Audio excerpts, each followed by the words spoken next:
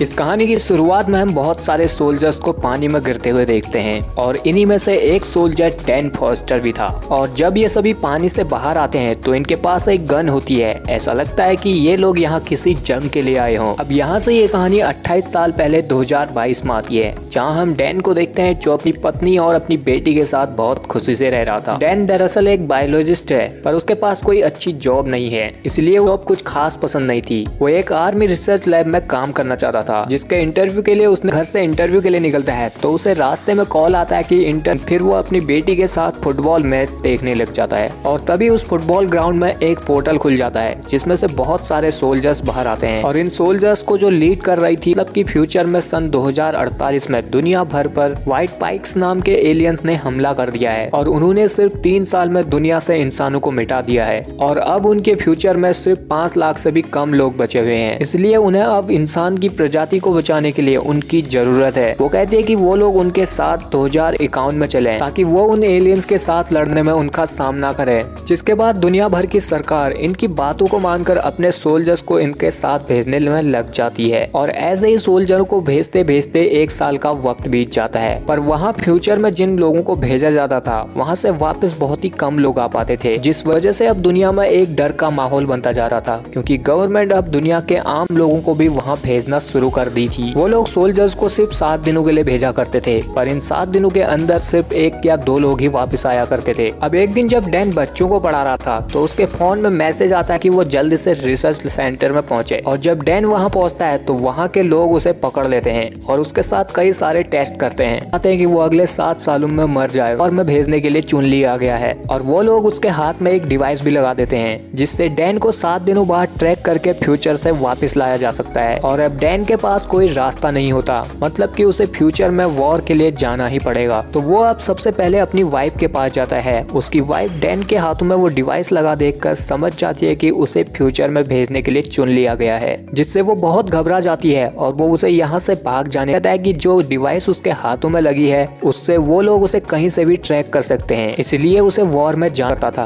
क्योंकि उसके पिता बचपन में उसे छोड़कर चले गए थे। पर फिर भी वो अपने वाइफ के कहने पर उनके पास चला जाता है और यहाँ उसके डैड उसे बताते हैं कि वो इस डिवाइस को निकाल सकते हैं। लेकिन इस डिवाइस को निकालने से पहले ही इन दोनों की अपनी पुरानी बातों से झगड़ा हो जाता है और डैन यहाँ से गुस्से में निकल आता है। और फिर वो अपनी वाइफ को जैसे तैसे समझाता है कि अब उसे फ्यूचर में वॉर के लिए जाना है। बेटी से मिलकर रिसर्च सेंटर पहुंच जाता है और फिर इन सबको ट्रेनिंग दी जाती है कि उन्हें कैसे उन व्हाइट पाइक से लड़ना। से क्वेश्चन करती है कि अगर उनके पास टाइम मशीन है तो जिस टाइम पर वो व्हाइट पाइक्स आए हैं तो वो लोग उन्हें वहीं पर मार सकते हैं। पर यहाँ जो ऑफिसर था वो उन्हें बताता है कि उनके पास जो मशीन है वो सिर्फ 30 साल आगे या पीछे जाने के लिए ही बनाई गई थी। अगर उन एलियंस का हमला नहीं हुआ होता तो वो लोग इस पर और काम करते, इसलिए वो लोग सिर्फ 30 साल या आगे जा सकते हैं, जिसके बाद से इनकी ट्रेनिंग स्टार्ट हो जाती है। पर इसी दौरान यहाँ यूटिनेट हार्ट आती है जो इन्हें कहती है कि अब उन सबको निकलना होगा, क्योंकि रिसर्च सेंटर पर हमला कर दिया है। अगर वो तबाह हो गई तो वो लोग व्हाइट पाइक से कभी जीत। इन सबको बिना ट्रेनिंग के ही फॉर्म होल के जरिए फ्यूचर में भेज दिया जाता है। पर इन्हें भेजने के टाइम ये सभी लोग फ्यूचर में आसमान से गिरने लगते हैं और इनमें से जो लोग सही मर जाते हैं। ये सीन दरअसल वही था जो हमने मूवी के स्टार्टिंग में देखा था। बचे हुए थे उन सभी को इन एलियंस से लड़ना था। अब इन सबके 2051 में पहुंचने के बाद इन सभी को एक लेडी कर्नल कांटेक्ट करती है और वो डैन को इन सब का लीडर बनाकर कहती है व्हाइट पाइक्स ने पूरे शहर पर कब्जा कर दिया है, इसलिए वो जल्द ही इस शहर पर बॉम्ब गिराने वाले हैं। लेकिन उनके बम गिराने से पहले उन्हें एक लैब में से उनके साथियों को बचा, तो सब लोग मारे जाते। कर्नल को बताता है, लेकिन कर्नल उसे कहते हैं कि उसे वहाँ से एक नहीं है। तो अब डैन उस हार्ड ड्राइव को हासिल करने में कामयाब हो जाता है और तभी इन पर वो एलियंस भी हमला कर देते हैं। तो अब ये सभी जैसे तैसे करके उस बिल्डिंग से बाहर निकल जाते हैं। दूसरी तरफ अब कर्नल भी इस जगह को उड़ाने के लिए बॉम्ब गिराने का ऑर्डर दे देती है और जब वहाँ बॉम्ब गिरते हैं तो यहाँ डैन के बहुत सारे साथी भी मारे जाते हैं, जिसमें डैन भी खुद बेहोश हो जाता है। तो वो एक आर्मी मेडिकल टेंट में था और इसमें उसके साथ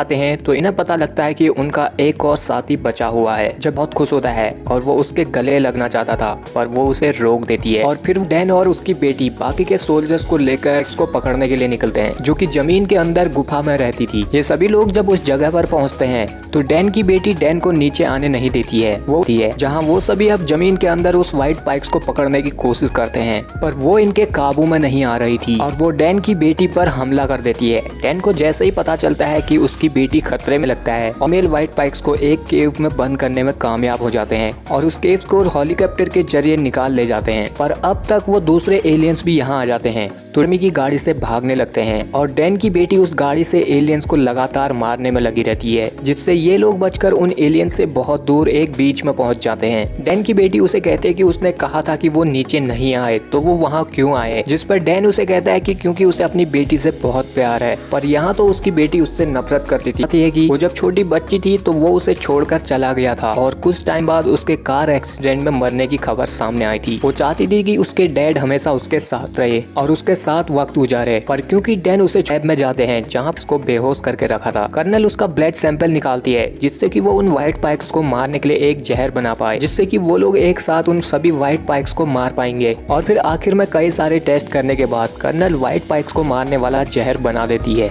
पर इनके पास उस जहर को ज्यादा मात्रा में बनाने के लिए इससे कहती है कि वो इस जहर को लेकर वापस 2022 में जाए, बहुत मात्रा में बना सके और फिर वापस फ्यूचर में आकर इन व्हाइट पाइक्स को मारने में उनकी मदद करे। पर होश में आ जाती है और वो चिल्लाकर अपने सभी एलियन साथियों को सिग्नल दे रही थी, जिससे अब यहाँ पर बहुत सारे तादाद में वो एलियंस हमला कर देते हैं। इसलिए अब कर्नल डैन को पास्ट में भेजने के लिए उस मशीन को स्टार्ट कर देती है और फिर यहाँ इन व्हाइट पाइक्स से लड़ने में डैन की बेटी भी जख्मी हो जाती है, जिससे डैन बहुत घबरा जाता है और व्हाइट पाइक्स से लड़ने में उसकी मदद करेगा। फिर कहते हैं कि उसे ये लेकर पास्ट में बहुत ज्यादा तादाद में बनाना होगा ताकि जब एलियंस उन पर हमला करे तो वो लोग उनका सामना कर सके। तभी यहाँ एक व्हाइट पाइक्स आता है जो डैन की बेटी को अपने साथ खींचकर ले जाता है। डैन भी अपनी बेटी को बचाने के लिए नीचे कूदता है, पर उसका अपने प्रेजेंट में जाने का टाइम हो गया था, इस वजह से वो वापस 2022 में गिरता है और फिर वहाँ जब उसकी आंख खुलती है तो वो बहुत दुखी होता है और वो अपने सामने यूटिनेट हार्ट को देखता है, जिसे ज्यादा मात्रा में बनाने के लिए कहता है ताकि वो इन्हें फ्यूचर में ले जा सके।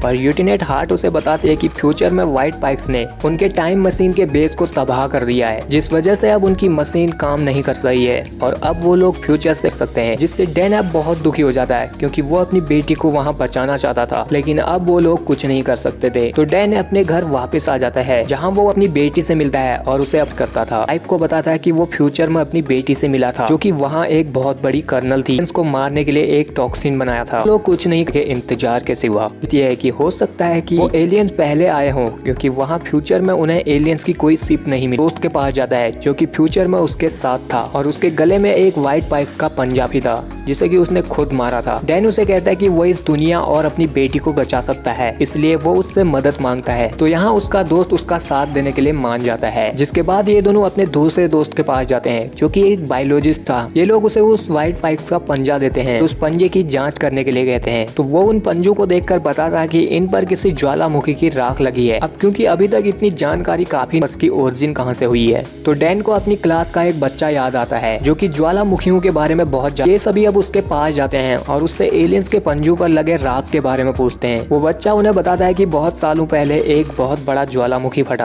क्योंकि फ्यूचर में एलियंस का पहला हमला रूस में हुआ था। तो वो बच्चा रूस के एक बहुत बड़े ग्लेशियर को दिखाता है और उन्हें बताता है कि साइंटिस्ट को हाल ही में इस ग्लेशियर के 400 मील नीचे वही राख मिली है, जिससे अब डैन समझ जाता क्यों नहीं किया था, क्योंकि अभी तो वहाँ बर्फ जमी है और अगले 30 सालों में वो बर्फ पर हमला करेंगे। इसलिए अब पूरी दुनिया को बचाने के लिए वो अब इन सभी बातों को यूएस डिफेंस सेक्रेटरी आर्मी के उस ग्लेशियर में भेजने के लिए कहता है ताकि वो लोग उन एलियंस को वहीं मार दे और फ्यूचर में कोई ऐसी दुनिया हो ही ना हो जिसमें कि एलियंस का राज हो। तो को नहीं मानता है, तो अब डैन को ऐसे में एक ही जाकर उन व्हाइट पाइक्स को मार दें। पर इसमें अब उसे अपने पिता की भी जरूरत थी, क्योंकि वो ही उन्हें रूस में इलीगल तरीके से घुसा सकते थे। आगे बढ़ जाता है और उन्हें इस सब के बारे में बताता है को बचाने के लिए उनकी जरूरत है। अब क्योंकि डैन के डैड भी अपनी पोती को बहुत प्यार करते थे, तो वो उसके साथ वहाँ चलने के लिए मान जाते हैं और यहाँ इनके साथ लेफ्टिनेंट हार्ट अपनी टीम के साथ चलती है और उसने उस टॉक्सिन के बहुत सारे सैंपल बनाए थे जिन्हें वो लोग व्हाइट पाइक्स को मारने के लिए अपने साथ ले जाते हैं और फिर ये सभी उस ग्लेशियर पर पहुंचकर एक बहुत बड़ा ब्लास्ट करते हैं, जिससे उस ग्लेशियर में एक बहुत बड़ा गड्ढा हो जाता है। तो ये सभी उस गड्ढे के अंदर चले जाते हैं और यहाँ उन्हें एक स्पेसशिप मिल जाता है, जिससे ये समझ जाते हैं कि व्हाइट पाइक्स इसी टीम के साथ उस शिप में जाने लगता है, पर उसको शिप के बाहर रहने के लिए कहता है ताकि कोई भागने में कामयाब हो जाता है तो वो लोग उसे वहाँ मार सके। और फिर जब डैन अपनी टीम के साथ उस स्पेसशिप में पहुँचता है, यहाँ उन्हें कुछ एलियंस भी दिखाई देते हैं जो के दौरान मारे जा चुके थे, पर वो जिन्हें अपने हथियार के बहुत ज्यादा सभी को मारने के लिए उन अंडों पर वो टॉक्सिन डालती है,